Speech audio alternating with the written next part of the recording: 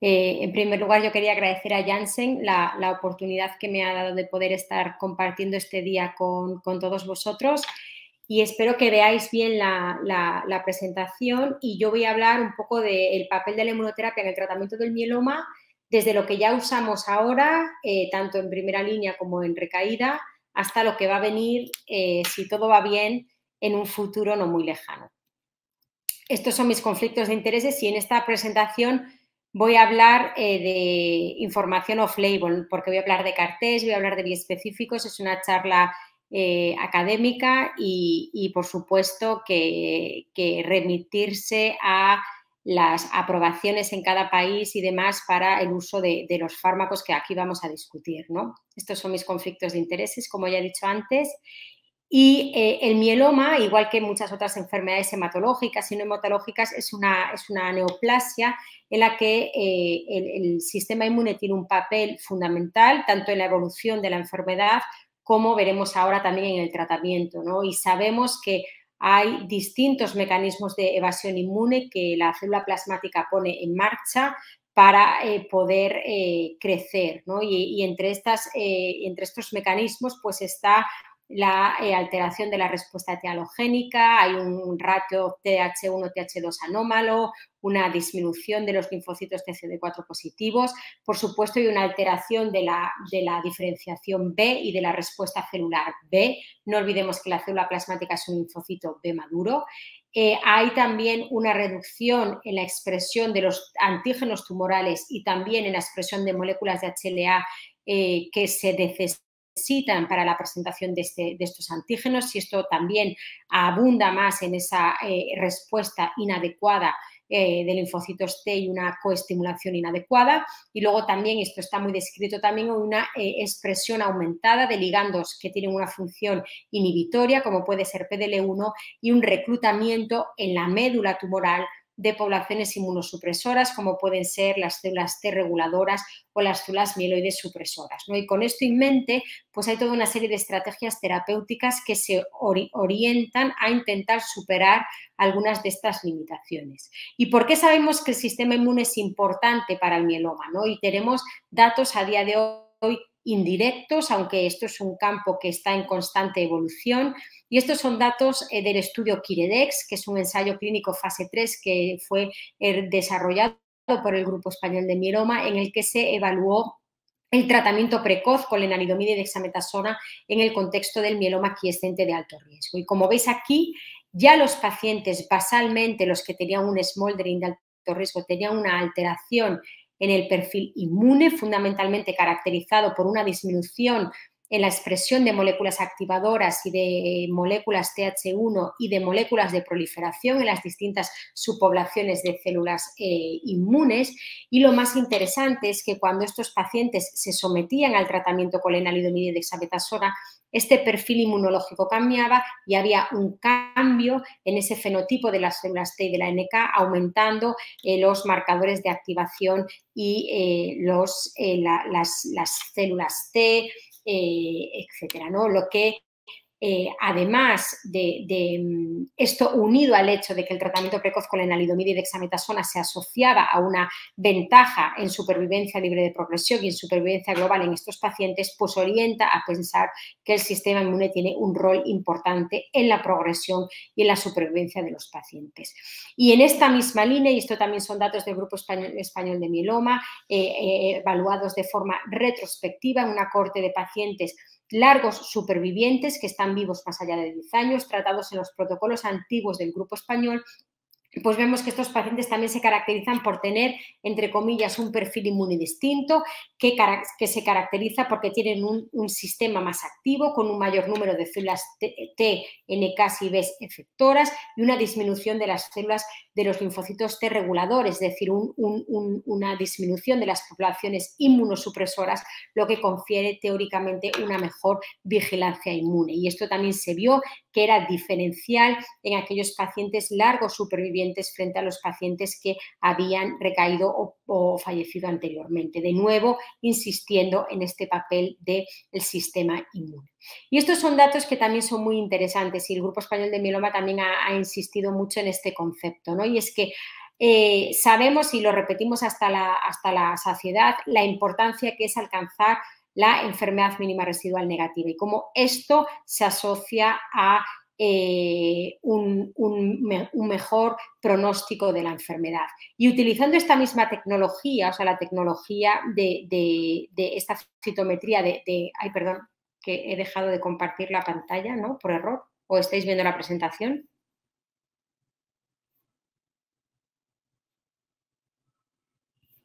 Yo no sé si me estáis viendo, pero entiendo que sí. Sí, sí, lo estoy viendo. Perdón, fenomenal. Entonces, hay estos pacientes, ¿no? Utilizando esta misma plataforma ¿no? de citometría de flujo de alta sensibilidad, podemos identificar una población de pacientes, que son estos puntos azules que veis aquí, que van a tener una supervivencia mayor y que son pacientes que tienen una recuperación linfoide B y de neutrófilos mayor que los pacientes de los otros grupos, ¿vale? Y esto a pesar de tener en algunos de estos casos persistencia de enfermedad mínima residual positiva. Es decir, que pacientes que no alcanzan esta respuesta ideal, pero que tienen este perfil inmune favorable, caracterizado por esta recuperación de las plasmáticas normales y una linfopoiesis B normal, pues van a tener una supervivencia libre de progresión que es equiparable a aquellos que alcanzan la enfermedad mínima residual negativa. De nuevo, insistiendo en la importancia de tener un sistema inmune activo y su asociación con la supervivencia de los pacientes con mieloma. Y la buena noticia es que tenemos múltiples estrategias terapéuticas disponibles en muchos casos a día de hoy que utilizan el sistema inmune como mecanismo de lucha frente al mieloma, ¿no? Y esto pasa por los anticuerpos monoclonales que discutiremos a continuación, las células, los inmunomoduladores, lenalidomida, pomalidomida, talidomida, todo el repertorio de fármacos que van dirigidos a los linfocitos T, tanto los anticuerpos biespecíficos como las células CAR, los anticuerpos conjugados, etcétera, ¿no? Y por lo tanto, y muchas de estas estrategias ya están hoy implementadas como estándares de tratamiento en el manejo del mieloma en distintos momentos de la enfermedad, ¿no? Y los primeros más fáciles y los que llevamos más tiempo usando son los anticuerpos monoclonales, ¿no? Ya sabemos que los anticuerpos monoclonales es una forma de inmunoterapia, vamos a decir, sencilla, ¿no? Porque se trata de utilizar un fármaco, que es una inmunoglobulina, que tiene una función pleiotrópica, ¿no? Por un lado, a través de la región FC de la cadena pesada, se va a activar a distintas células del sistema inmune, puede activar a los macrófagos y entonces vamos a tener la fagocitosis dependiente mediada por anticuerpos, va a activar también las células NK y tendremos la citotoxicidad celular dependiente de anticuerpos y también en algunos casos va a activar al complejo del complemento y vamos a tener la citotoxicidad mediada o dependiente del complemento. Y luego, por su unión a la molécula a la que va dirigida la célula del tumor, en este caso del mieloma, va a dar lugar a una serie de cascadas de señalización intracelulares que en muchos de los casos van a inhibir vías de apoptosis, de supervivencia celular y todo esto lo que va a llevar en última instancia es a la muerte de la célula. Y en el mieloma tenemos dos anticuerpos monoclonales que se han evaluado, el elotuzumab, que es un anticuerpo dirigido frente a SLAMF7 y la plataforma de anticuerpos anti-CD38 de los que tenemos dos representantes en clínica, que son el daratumumab, que está aprobado en múltiples indicaciones, y también el isatuximab. Los anticuerpos, me voy a centrar un poco más en los anticuerpos monoclonales anti-CD38 porque son quizá los que tienen mayor número de aprobaciones a día de hoy y ya sabéis que tenemos estas dos moléculas que comparten muchos mecanismos de acción y que van a tener estas actividades derivadas de la región FC y luego las actividades derivadas del hecho de que se pegan al CD38 en la superficie de la célula plasmática y que este receptor tiene una serie de acciones como enzima y que son importantes para la supervivencia de la célula plasmática y con estas uniones también van a causar la muerte de la célula del mieloma. Pero también el CD38 se expresa en otra serie de poblaciones celulares en el organismo. Fundamentalmente se expresa en linfocitos T y B reguladores, y también esto va a causar una disminución de esas poblaciones inmunosupresoras, y también sabemos que tanto daratumumab como isatuximab tienen una acción inmunomoduladora y también van a causar activación de las células T y NK, y por lo tanto también desde esa vía aumentar la actividad de las células del sistema inmune. Como he dicho antes, muchas de estas estrategias, fundamentalmente los agentes inmunomoduladores y los anticuerpos monoclonales, están ya presentes en combinaciones diversas en el tratamiento de primera línea en los pacientes, tanto candidatos a trasplante como no candidatos, y estas son las guías ESMO de 2021 que se presentaron a principios de este año, y ya veis que aquí tenemos combinaciones propuestas en primera línea como parte de la inducción en pacientes jóvenes, daratumumab en combinación con VTD, y tenemos los dos estudios con daratumumab más estándar de tratamiento, Lenadexa o VMP, como parte esencial del tratamiento de los pacientes no candidatos a trasplante. Y brevemente, porque ya conocéis seguro estos datos ampliamente, estos son los resultados del estudio Casiopea, que es un ensayo fase 3 que ha comparado el estándar que hemos usado y que seguimos usando en la mayor parte de los pacientes con mieloma candidatos a trasplante, que es Velcade, bortezomib, talidomida, dexametasona, frente a este mismo triplete más daratumumab. Y lo que se ha demostrado en el estudio Casiopea es que asociar daratumumab al triplete aumenta las tasas de respuestas completas, aumenta la proporción de pacientes que alcanzan enfermedad mínima residual negativa, y esto se asocia con un aumento de la supervivencia libre de progresión. En este estudio de forma muy precoz, incluso con un seguimiento corto, ya vemos diferencias que son estadísticamente significativas. Y mismos resultados también en los dos estudios fase 3 que se desarrollaron en pacientes no candidatos a trasplante, el estudio Alcione, que evaluó daratumumab en combinación con el esquema clásico bortezomib, melphalan, prednisona, y de nuevo vemos aquí que el cuatriplete es mejor que el triplete, tanto en tasas de respuestas globales como en tasas de respuestas completas y en enfermedad mínima residual negativa, y que de nuevo esto se asocia con una ventaja en supervivencia libre de progresión desde el principio de la terapia, demostrando que añadir el monoclonal desde el principio se asocia con una mayor supervivencia libre de progresión, y además estos resultados todavía se amplifican más en la fase de monoterapia de mantenimiento con daratumumab, ya que en la rama control de Velcade, melphalan, prednisona, pues los pacientes suspendían el tratamiento como es estándar al año, ¿no?, tras los 9 ciclos de bortezomib, melphalan, prednisona. Además, en el estudio Alcione ya tenemos también datos de supervivencia global, y aquí de nuevo Dara-VMP fue superior a VMP con una ventaja en supervivencia global con un hazard ratio de 0,6, y esto ha hecho que Dara-VMP sea un nuevo estándar de tratamiento en pacientes no candidatos a trasplante, que está aprobado y disponible en muchos países en el mundo, ¿no? Pero quizá yo creo que los datos de este otro estudio, del estudio Maya, pues han generado una gran expectación. Son unos datos que podemos decir, yo creo que sin riesgo de equivocarnos, que son espectaculares. De nuevo, una población de pacientes mayores no candidatos a trasplante. En los dos estudios se incluyó una proporción relevante, en torno al 44% de pacientes mayores de 75 años, es decir, una población real de pacientes mayores. Y de nuevo vemos que Dara-Lenadexa, la combinación de daratumumab con lenalidomida y dexametasona, dos estrategias que modulan el sistema inmune, pues logra aumentar de forma significativa las tasas de respuestas completas, la proporción de pacientes que alcanzan enfermedad mínima residual negativa, y esto lleva también a un aumento significativo de la supervivencia libre de progresión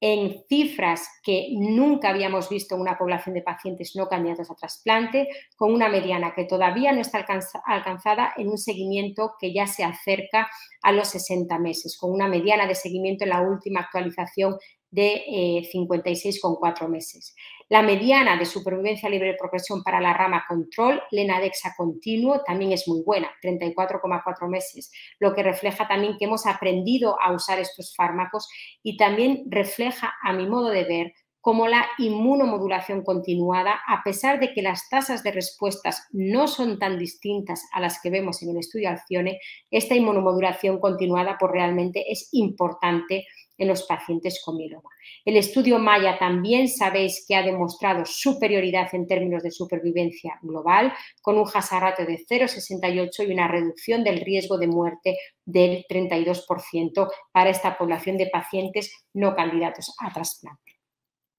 También tenemos distintas opciones con inmunoterapia, vamos a decir, clásica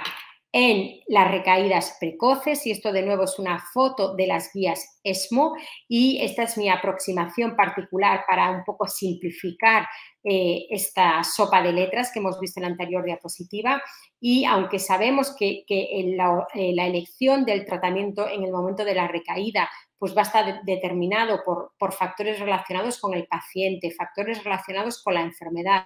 Quizá uno de los factores más relevantes a día de hoy es la refractariedad a drogas previas, ¿no? Por el hecho de que los tratamientos de mieloma se mantienen de forma continua hasta progresión. Y quizá hoy por hoy uno de los mayores problemas que tenemos que enfrentar en la clínica es la de los pacientes que progresan bajo tratamiento con lenalidomida y que, por lo tanto, vamos a definir como refractarios a lena, ¿no? Y en estos pacientes, pues las opciones terapéuticas son más complicadas, ¿no? Si nos ponemos en la situación, digamos, más ideal y quizá menos frecuente a día de hoy, el paciente que recae sin haber progresado bajo lenalidomida, pues hoy por hoy la elección de la recaída debe incluir este fármaco, no debe incluir el agente inmunomodulador. Y aquí la siguiente pregunta que nos tenemos que hacer es si el paciente ha recibido ya el anticuerpo monoclonal frente a CD38 en la primera o en la segunda recaída, en la primera o en la segunda línea, y si es o no refractario. Y si el paciente no es refractario a lena, no es refractario a daratumumab, sin duda la mejor terapia que le podemos ofrecer, si la tenemos disponible en nuestros hospitales, es daratumumab en combinación con Lenadexa, y estos son los datos del estudio Pollux, donde vemos que la mediana de supervivencia libre de progresión es de 44,5 meses para los pacientes tratados con DRD. Si el paciente ya ha recibido daratumumab, aunque no sea refractario a lenalidomida, y hoy por hoy esto podría ser un paciente que viene de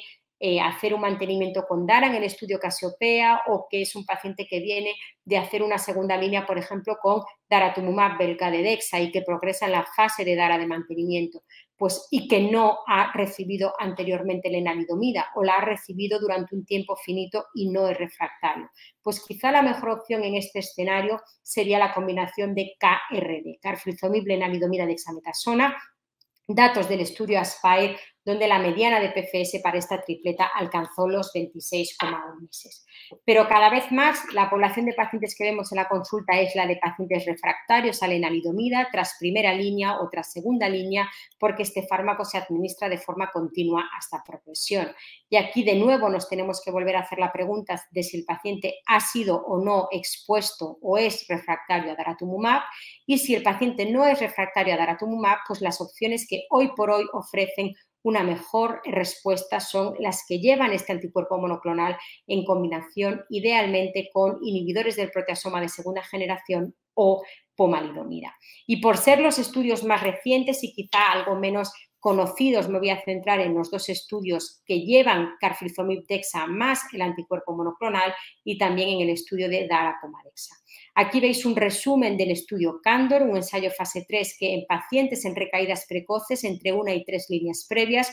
comparó daratumumab más carfilzomib dexa frente a carfilzomib dexa. Las dosis y el esquema de carfilzomib dexametasona es el mismo del estudio Endeavor, es decir, carfilzomib 2 veces por semana, 20 miligramos las primeras dosis y luego 56 miligramos metro cuadrado. Y como veis aquí, de nuevo, lo mismo, 3 es mejor que 2, tanto en tasas de respuestas completas como en proporción de pacientes que alcanzan enfermedad mínima residual negativa, como en la mediana de supervivencia libre de progresión, que es de 28,6 meses para la rama de KD más daratumumab. Y estos datos de PFS se mantienen incluso en la población de pacientes refractaria a lenalidomida, aunque es importante señalar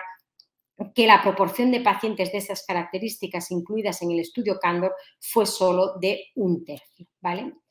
Datos parecidos en el estudio IKEMA, que en este caso evalúa isatuximab, otro anticuerpo monoclonal frente a CD38, población de pacientes muy parecida y datos también que demuestran que añadir el anticuerpo monoclonal a carfilzomib dexametasona mejora la eficacia del régimen y de nuevo vemos que la mediana de supervivencia libre de progresión en este estudio todavía no alcanzada con una hazard ratio bastante claro a favor de la tripleta con el anticuerpo monoclonal y de nuevo vemos que esta eficacia se mantiene también en el subgrupo de pacientes refractarios a lenalidomida. Y la otra tripleta, en este caso que lleva dos fármacos que modulan el sistema inmune, pomalidomida y daratumumab, es la que se evaluó en el estudio Apollo. La población de pacientes incluida aquí era un poco más avanzada que la que hemos visto para los dos estudios anteriores, con una proporción muy importante, 80% de pacientes refractarios a lena y 40% de pacientes dobles refractarios y vemos de nuevo que DARA asociado a Pomadexa mejora las tasas de respuestas globales, las tasas de respuestas completas y esto se traduce también en una superioridad en supervivencia libre de progresión. Aunque también es verdad que los datos para la población de pacientes refractarios a lena, aunque fundamentalmente son pacientes en líneas un poquito más avanzadas, pues son algo inferiores que las que hemos visto para los estudios anteriores. Importante dato, y es que este es el primer estudio que usa daratumumab subcutánea. Ha comentado antes el doctor Fernández Larrea de la utilidad de esta formulación, en su caso para pacientes con amiloidosis. Bueno, pues también en muchos países, en muchos centros lo tendréis disponibles también para el uso de los pacientes con mieloma, en otros no, pero llegará y realmente es algo que es muy cómodo, ¿no? ¿Cuál es el problema que vamos a enfrentarnos cada vez más y más en el futuro, ¿no? Porque yo ya os he hablado de que vamos a utilizar, esperemos que más pronto que tarde, aunque por ejemplo en España todavía no está aprobado, la combinación de daratumumab más lenalidomida mantenido de forma continua hasta progresión. Y también hay ensayos que están evaluando mantenimiento con estos dos fármacos y por lo tanto encontraremos cada vez más pacientes que pueden llegar a ser refractarios tanto a lena como a daratumumab, incluido en líneas precoces. Y hoy por hoy para estos pacientes no tenemos opciones muy atractivas y por lo tanto quizá aquí sea también un grupo de pacientes en el que tendremos interés en evaluar otras estrategias de inmunoterapia que comentaremos más adelante, ¿no? ¿Y qué pasa en la tercera línea? Pacientes también vamos a decir que tienen aproximaciones con inmunoterapia clásica, fundamentalmente utilizando anticuerpos monoclonales, ¿no? Y aquí también veis otro estudio que lleva isatuximab, también un anticuerpo monoclonal frente a CD38, en este caso en combinación con pomalidomida y dexametasona, un estudio parecido al estudio anterior, al estudio Apollo, con la diferencia de que aquí todos los pacientes tenían 2 o más líneas previas, con una mediana de 3, y ya veis que 2/3 de los pacientes eran refractarios tanto al inhibidor del proteasoma como al agente inmunomodulador. Y de hecho volvemos a ver lo mismo, ¿no? La superioridad del triplete con respecto al doblete, tanto en respuestas completas, o sea, en respuestas globales, perdón, como en supervivencia libre de progresión. Y tenemos aquí también otro estudio fase 2 randomizado, que es el estudio ELOQUENT, que evalúa elotuzumab en combinación con pomalidomida y dexametasona. Elotuzumab, como he dicho al principio, es un anticuerpo que se une a Islam F7 y que funciona a través de inducir una activación de las células NK y por lo tanto es un anticuerpo que nos puede parecer muy interesante en el contexto también de pacientes que van a venir cada vez más y más tratados con anticuerpos monoclonales frente a CD38. Pero aquí hay que hacer también una puntualización y es que sabemos que tanto con isatuximab como con daratumumab logramos eliminar de forma completa las células NK y que estas tardan aproximadamente unos 6 meses en reaparecer y por lo tanto quizá usar el elotuzumab en estos pacientes progresados bajo DARA de forma inmediatamente posterior pues quizá limite la eficacia de estas tripletas, ¿no? En cualquier caso, en este estudio, que no había pacientes refractarios a DARA, porque es un estudio ya que tiene unos años, de nuevo la tripleta fue mejor que la dobleta, también claramente superior en términos de supervivencia libre de progresión.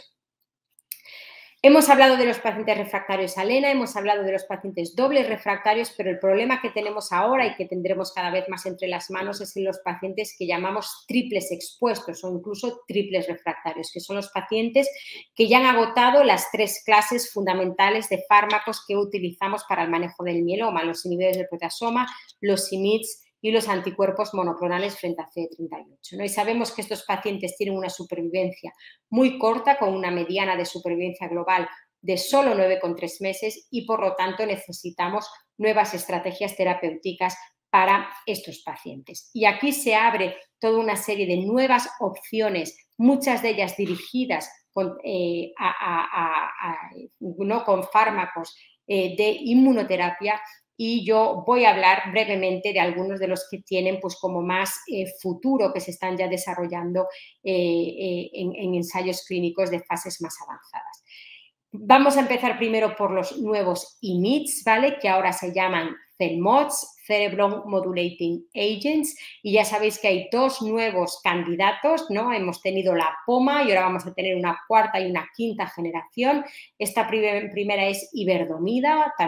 que se ha evaluado en combinación con dexametasona en un estudio fase 1-2 que tiene múltiples cohortes. Aquí se tratan los 76 pacientes con unas tasas de respuestas globales del 30%, mantenidas incluso en pacientes cuádruples refractarios y refractarios a inmunomoduladores. Y la iberdomida además tiene un perfil de seguridad bastante bueno,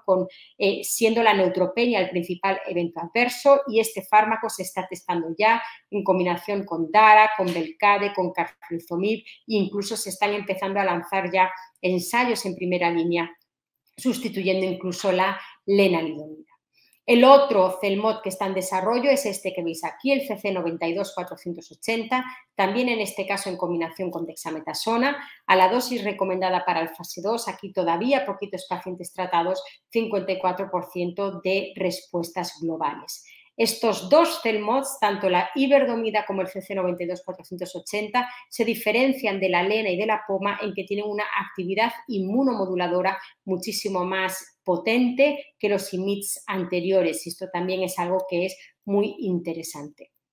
Pero sin duda las terapias dirigidas frente a BCMA pues, son las que se han llevado todo el interés en los últimos años. BCMA es un antígeno que tiene mucha importancia para el desarrollo farmacológico en el mieloma. Es un antígeno que tiene una expresión restringida al compartimento de células plasmáticas, y esto lo hace de gran interés, sobre todo para el desarrollo de terapias celulares, y además por sí mismo BCMA es importante para la célula plasmática y la célula del mieloma, ¿no? Porque tiene un rol importante en la maduración del linfocito B, en la diferenciación y en la supervivencia de la célula del mieloma, ¿no? Y además sabemos que en los tumores, ¿no? En los mielomas, su expresión es más alta que en la célula plasmática normal. También es importante saber que la expresión de BCMA en la superficie de la célula plasmática está regulada por estos enzimas, las gamma secretasas, que son capaces de cortar aquí la molécula de BCMA y liberar al suelo una molécula de BCMA soluble, ¿no? Que la podemos usar o la podríamos usar también como biomarcador o como marcador de carga tumoral. Distintas estrategias terapéuticas dirigidas frente a BCMA, tres grandes grupos de fármacos. El primero son los anticuerpos conjugados. Ya sabéis que aquí ya hay un primer fármaco que está aprobado tanto por la FDA como por la EMA, igual en algunos países ya está disponible, por ejemplo en España todavía no. Belantamab mafodotin, que es un anticuerpo conjugado que se une a BCMA y que internaliza una molécula de monometil-auristatina F que tiene un efecto citolítico directo. Pero además de belantamab también tiene otros mecanismos de acción porque activa ADCs, también activa fagocitosis y citotoxicidad directa, y también tiene una potencial acción potenciando la muerte celular inmunogénica. Como sabéis, belantamab se ha aprobado gracias al estudio DREAMM-2, que fue un estudio fase 2 pivotal en el que se compararon dos dosis de belantamab mafodotin, 2,5 miligramos y 3,4 miligramos. Me voy a centrar en la dosis de 2,5, que es la dosis que se ha aprobado, y esta dosis se testó en una población de pacientes, todos ellos triples refractarios, ¿vale? Refractarios a IPES, a IMiDs y refractarios también a daratumumab. Las tasas de respuestas globales, 32%, como veis aquí, y lo más importante de esta diapositiva es este dato de aquí, ¿no? La mediana de supervivencia libre de progresión pues es escasa, 2,8 meses. Sin embargo, del 32% de pacientes que responden, la mediana de duración de la respuesta pues es de 11 meses, indicando que esos pacientes que son capaces de alcanzar una respuesta objetiva pues la van a mantener durante un tiempo importante, ¿no? ¿Cuál es la principal limitación de belantamab? Su perfil de seguridad y fundamentalmente la toxicidad ocular, ¿no? La queratopatía. Como sabéis, estos fármacos, los anticuerpos conjugados, típicamente pueden producir daños corneales, y este es el caso de belantamab, y esto aparece en 2/3 de los pacientes, aproximadamente a partir del tercer mes de tratamiento, y lo importante es que todos los pacientes se recuperaron y esta toxicidad se maneja con suspensiones y ajustes de dosis. Importante también saber que a pesar de que 2/3 de los pacientes presentaron queratopatía, menos proporción de pacientes presentaron síntomas relacionados con este daño corneal, y se está trabajando mucho para valorar, para establecer una correlación clínico-patológica, es decir, entre la clínica que refiere el paciente y la presencia de daños visibles por el oftalmólogo, y la conclusión es que si el paciente está asintomático es excepcional que vaya a tener una queratopatía grave, grado 3 o 4, que es la que obliga a ajustar la dosis, y por lo tanto podemos guiarnos, ¿no?, de lo que nos refiere el paciente a la hora de manejar esta medicación. Importante también, las respuestas se mantienen o incluso se profundizan a pesar de que el paciente tenga que suspender la dosis o reducir la dosis de belantamab. Pero quizá belantamab como agente único solo en monoterapia, pues bueno, tiene sus limitaciones en eficacia, y el futuro probablemente de este fármaco sea utilizarlo en combinación, ¿no? Y hay toda una serie de estudios lanzados de belantamab en combinación con distintos estándares de tratamiento, y yo creo que hay que esperar, porque aquí tenéis brevemente datos del estudio Algonquin, ¿vale?, que evaluó belantamab en combinación con Pomadexa con tasas de respuestas muy elevadas y con una mediana de supervivencia libre de progresión que todavía es muy inmadura, pero desde luego es una combinación que hay que esperar a ver, ¿no?, lo que da de sí. Cambiando un poco de tercio y ya yendo a estrategias de inmunoterapia un poco más, vamos a decir, especiales o más dirigidas a la célula del linfocito T, vamos a hablar ahora de los anticuerpos biespecíficos y de las células CAR, ¿no? Los anticuerpos biespecíficos ya sabéis que son moléculas, ¿no?, anticuerpos monoclonales que tienen una doble especificidad. Por un lado, se van a unir a un antígeno en la célula del tumor, y en el caso del mieloma tenemos un montón de anticuerpos biespecíficos frente a BCMA, pero también frente a otras dianas, y luego se van a unir al CD3 en la célula en el linfocito T, ¿no? Y esta unión del CD3 lo que va a causar es una activación del linfocito T, que por últimas va a causar la lisis de la célula tumoral. No voy a centrarme y voy a comentar solo datos de este ensayo, porque hay muchísimos anticuerpos biespecíficos frente a BCMA en desarrollo, pero el estudio que ha tratado un mayor número de pacientes es este, con este anticuerpo BCMA-CD3 de tipo, llamamos duobody, ¿no?, que tienen esta estructura de aquí, como dos mitades de dos inmunoglobulinas, y que se llama teclistamab, ¿vale? Este es un estudio fase 1-2 en el que se han testado múltiples dosis de fármaco, una cohorte con una formulación endovenosa y una cohorte con una formulación subcutánea, y ya se ha establecido la dosis recomendada para el fase 2, que es 1.500 microgramos kilos en formulación subcutánea. Importante con los anticuerpos biespecíficos, puesto que uno de los efectos secundarios más frecuentes es el síndrome de liberación de citoquinas, pues se ponen en marcha una serie de estrategias de mitigación que consisten en utilizar estas dosis de escalada, ¿no?, lo que llaman step-up doses, que se pueden hacer desde 1 a 3 para mitigar la aparición de síndrome de liberación de citoquinas grave, y también se utiliza premedicación con esteroides solo en esas step-ups y en la primera dosis completa, y luego se quitan las premedicaciones y se administra solo el teclistamab.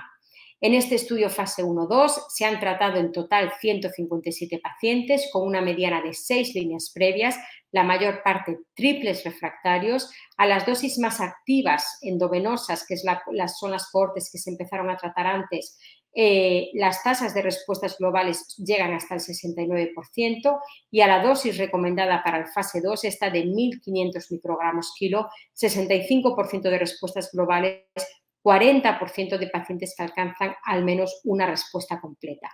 El patrón de respuesta es muy típico y muy común a los distintos fármacos, son respuestas muy rápidas, la mayor parte de los pacientes responden para el primer mes y las respuestas tienden a profundizarse con el tiempo y parecen duraderas, ¿no? El seguimiento todavía es corto en estos estudios, pero desde luego estas estrategias, estos anticuerpos biespecíficos van a ser una de las grandes competencias de las células CAR, ¿no? Síndrome de liberación de citoquinas en el 70% de los pacientes, ningún grado 3 o superior gracias a estas estrategias de mitigación. Y luego el otro efecto adverso también frecuente son las citopenias, fundamentalmente la neutropenia, pero que se maneja de forma adecuada con las modificaciones de dosis y el soporte con GCSF. Hay vida más allá del BCMA y tenemos ya 2 anticuerpos biespecíficos en desarrollo que se unen a otras moléculas. La primera de ellas es esta, GPRC5D, que tiene una expresión muy alta en las células del mieloma, muy baja en las demás células del organismo, salvo algunas, las glándulas salivares menores y tejidos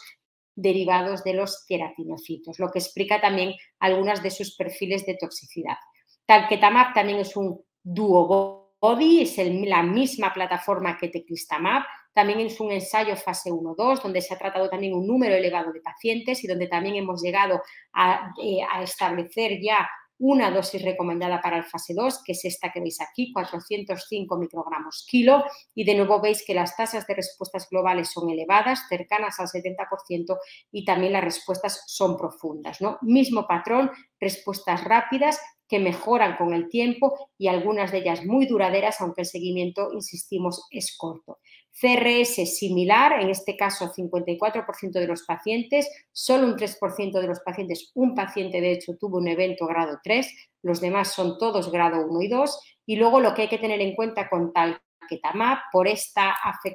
expresión de GPRC5D en tejidos derivados de los queratinocitos y glándulas salivares menores, es que estos pacientes pueden tener distrofias ungueales, erupciones cutáneas, serostomía, disgeusia, alteraciones para tragar, que suelen ser transitorias, suelen ser leves y que aparecen fundamentalmente con los primeros ciclos de tratamiento. Otro anticuerpo biespecífico que voy a comentar también porque se une a una diana que no es BCMA y es importante tener estos fármacos en desarrollo porque tendremos en un futuro pacientes que fracasen a BCMA. Y este se llama cebostamab, ¿vale? Es un anticuerpo también biespecífico, CD3-FcRH5, y también vemos lo mismo, ¿no? Tasas de respuestas muy elevadas, respuestas también que en algunos pacientes son muy largas y de nuevo con un perfil de seguridad que es muy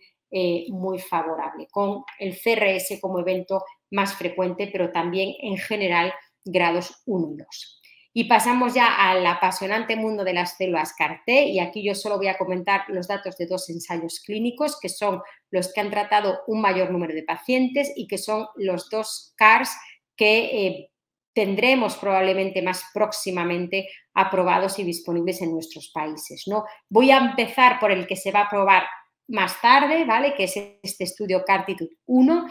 con este CAR que se llama Filtacel. Este CAR tiene una particularidad y es que tiene una estructura con un dominio de unión doble a la molécula de BCMA y esto le confiere una mayor afinidad por la unión al antígeno y quizá también una mayor eficacia. Tanto en este estudio CARTITUDE como en el estudio que comentaré después, el estudio KARMA, se incluyeron pacientes triples expuestos, es decir, todos ellos expuestos a al menos un inhibidor del proteasoma, un IMiD y a anticuerpos monoclonales frente a CD38 y refractarios a la última línea de tratamiento.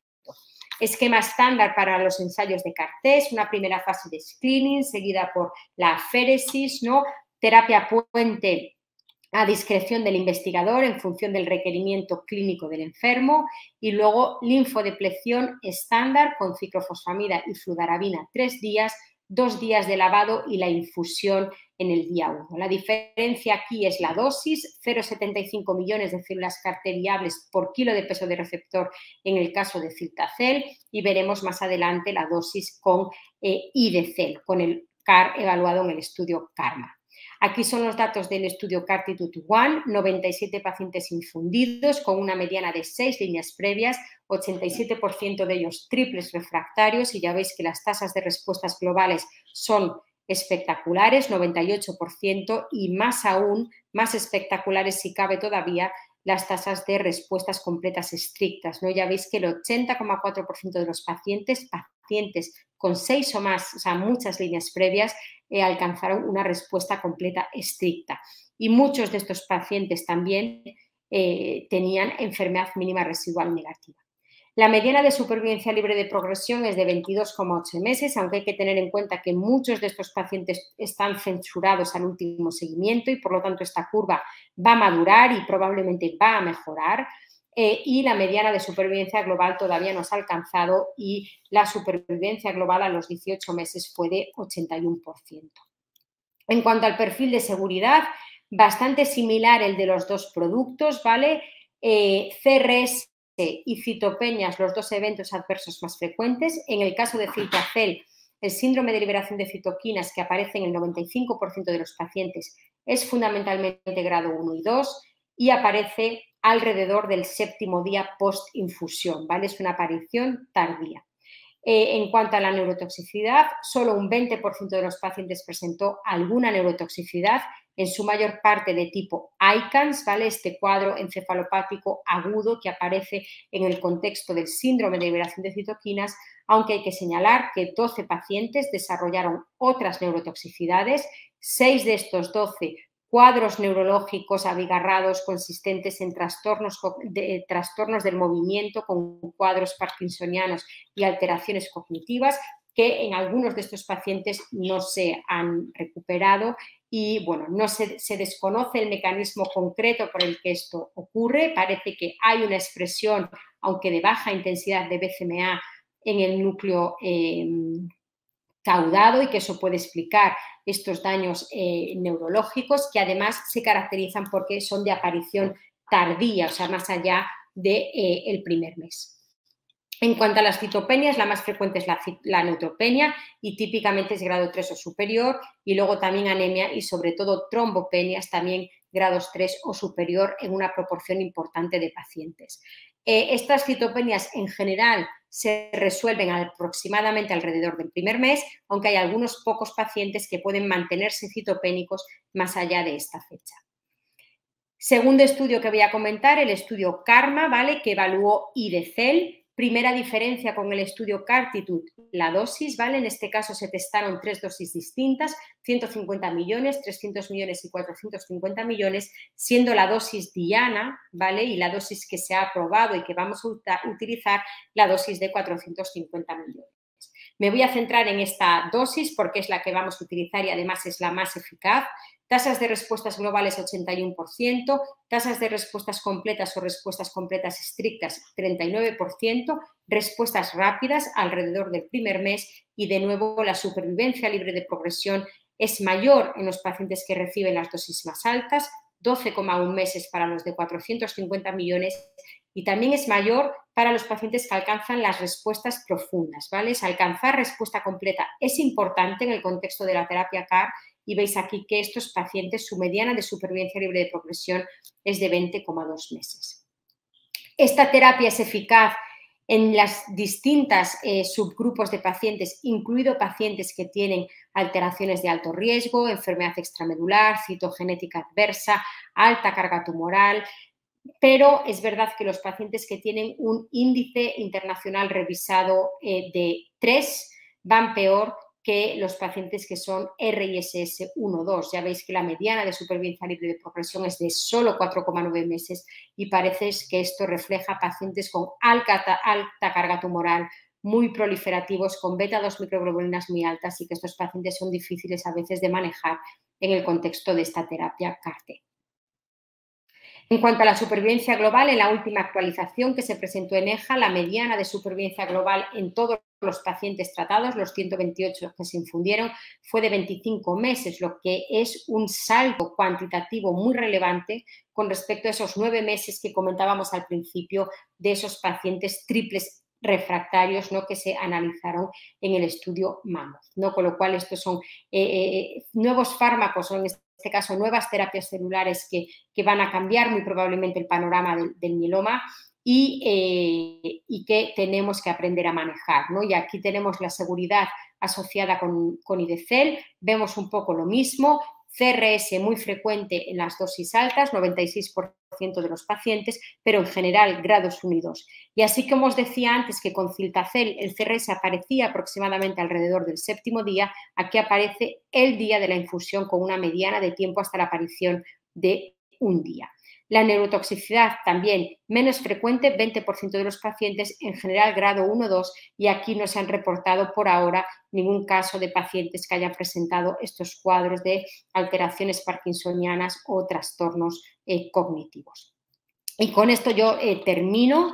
Sabemos que el sistema inmune es importante para el mieloma y, de hecho, la disfunción inmune y la disminución de la vigilancia inmunológica son rasgos característicos importantes en la patogenia de la enfermedad. Tenemos ya a nuestra disposición distintas estrategias terapéuticas que utilizan el sistema inmune, desde las más sencillas, como son los anticuerpos monoclonales, a las más sofisticadas, como son las células CAR-T. Las estrategias de inmunoterapia ya están incorporadas como parte del estándar de tratamiento, fundamentalmente los anticuerpos monoclonales frente a CD38. Ahora tenemos también anticuerpos conjugados, que también son una nueva plataforma. Tenemos que tener en cuenta que belantamab es el primer anticuerpo conjugado frente a BCMA, que tiene esta toxicidad ocular que tenemos que aprender a controlar para poder sacar lo mejor de este fármaco. Luego tenemos la plataforma de los anticuerpos biespecíficos. Sabemos que tenemos ya frente a BCMA, frente a GPRC5D, frente a FCRH5, es decir, distintos anticuerpos frente a distintas dianas, y son quizá la principal competencia de las células CAR, que hoy por hoy yo creo que son de todas estas estrategias las que han demostrado una mayor eficacia, una tasa de respuestas completas más elevada, y luego ofrecen al paciente un tratamiento único, es decir, volver un poco al modelo anterior, ¿no?, de tratamiento único, usted se va a casa, nada de tratamiento continuo hasta progresión, y eso los pacientes lo aprecian, les mejora de forma significativa la calidad de vida, su bienestar, pero tenemos que mejorar, ¿no?, porque tenemos que ser capaces de curar una proporción más importante